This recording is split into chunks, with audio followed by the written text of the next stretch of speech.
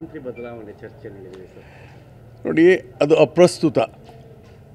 ಮುಖ್ಯಮಂತ್ರಿಗಳನ್ನು ಬದಲಾವಣೆ ಬಗ್ಗೆ ಮಾತನಾಡಬಾರ್ದು ಅಂತ ನಮ್ಮ ಪಕ್ಷದ ಹೈಕಮಾಂಡ್ ಹೇಳಿದ್ದಾರೆ.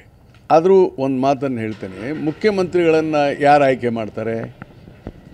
ನಮ್ಮ ಪಕ್ಷ ಹೈಕಮಾಂಡು. ಅವರು ಏನು ಮಾಡ್ತಾರೆ? ಶಾಸಕರ ಅಭಿಪ್ರಾಯವನ್ನು ಪಡೆದು ವೋಟಿಂಗ್ ಆಯಿತು. ಸಿದ್ದರಾಮಯ್ಯನವರು ಕಂಟೆಸ್ಟ್ ಮಾಡಿದರು, ಬೇರೆಯವರು ಕಂಟೆಸ್ಟ್ ಮಾಡಿದರು. ವೋಟಿಂಗ್ ಆಯಿತು. ಹೆಚ್ಚಿನ ಮತ ಯಾರಿಗೆ ಬಂತು? ಸಿದ್ದರಾಮಯ್ಯನವ್ರಿಗೆ. ಅವರಿಗೆ ಮಧ್ಯದಲ್ಲೇ ನೀವು ಬಿಟ್ಟು ಹೋಗಿ ಅಂತ ಏನಾರ ಹೇಳಿದ್ರಾ? ನಮಗೇನು ಹೇಳಿಲ್ಲ. ನಾವು ವೋಟ್ ಹಾಕಿದ್ದು ಅವ್ರಿಗೆ 5 ವರ್ಷಕ್ಕೆ. ಹೀಗಾಗಿ ಅವರು 5 ವರ್ಷನೇ ಮುಖ್ಯಮಂತ್ರಿ ಆಗಿರ್ತಾರೆ ಅಂತ ನಾನು ತಿಳ್ಕೊಂಡಿದ್ದೇನೆ. ಇದು ಪಕ್ಷಕ್ಕೆ ಬಿಟ್ಟಂಥ ವಿಚಾರ. ಅವರು ಸಿದ್ದರಾಮಯ್ಯನವರು ಹೇಳಿದಾರಲ್ಲ. ಕೆಲವರು ಡಿ.ಕೆ. ಶಿವಕುಮಾರ್ ಸಿಎಂ ಆಗಲ್ರಿ, ನಾನು ಆಗ್ಬೇಕಂತ ಕೆಲವೊಂದು ಹೇಳಲ್ವಾ? ನಾನು ಕಮ್ಮಿ ಇದ್ದೇನಾ? ಅವ್ರು ಎಷ್ಟು ಸಲ ಆರಿಸಿ ಬಂದ್ರೆ ನಾನು ಅಷ್ಟೇ ಸಾರಿ ಆರಿಸಿ ಬಂದಿದ್ದೀನಿ ಡಿ.ಕೆ. ಶಿವಕುಮಾರ್ ರೀ.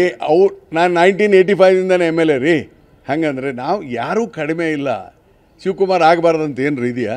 ಮಂತ್ರಿ ಬದಲಾವಣೆ ಚರ್ಚೆ ನಡೆದಿದೆ ಸರ್. ನೋಡಿ, ಅದು ಅಪ್ರಸ್ತುತ. ಮುಖ್ಯಮಂತ್ರಿಗಳನ್ನು ಬದಲಾವಣೆ ಬಗ್ಗೆ ಮಾತನಾಡಬಾರ್ದು ಅಂತ ನಮ್ಮ ಪಕ್ಷದ ಹೈಕಮಾಂಡ್ ಹೇಳಿದ್ದಾರೆ. ಆದರೂ ಒಂದು ಮಾತನ್ನು ಹೇಳ್ತೇನೆ, ಮುಖ್ಯಮಂತ್ರಿಗಳನ್ನು ಯಾರು ಆಯ್ಕೆ ಮಾಡ್ತಾರೆ?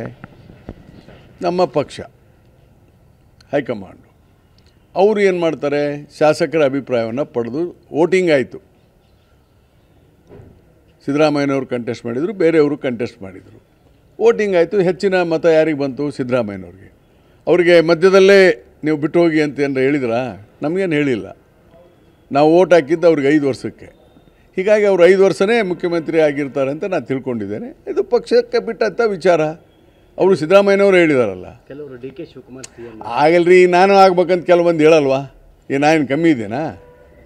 ಅವ್ರು ಎಷ್ಟು ಸಲ ಆರಿಸಿ ಬಂದ್ರೆ ನಾನು ಅಷ್ಟೇ ಸಾರಿ ಆರಿಸಿ ಬಂದಿದ್ದೀನಿ ಡಿ.ಕೆ. ಶಿವಕುಮಾರ್ ರೀ. ಅವ್ರು ನಾನು 1985ಇಂದನೇ MLA ರೀ. ಹಾಗಂದರೆ ನಾವು ಯಾರೂ ಕಡಿಮೆ ಇಲ್ಲ. ಶಿವಕುಮಾರ್ ಆಗಬಾರ್ದಂತ ಏನು ಇದೆಯಾ?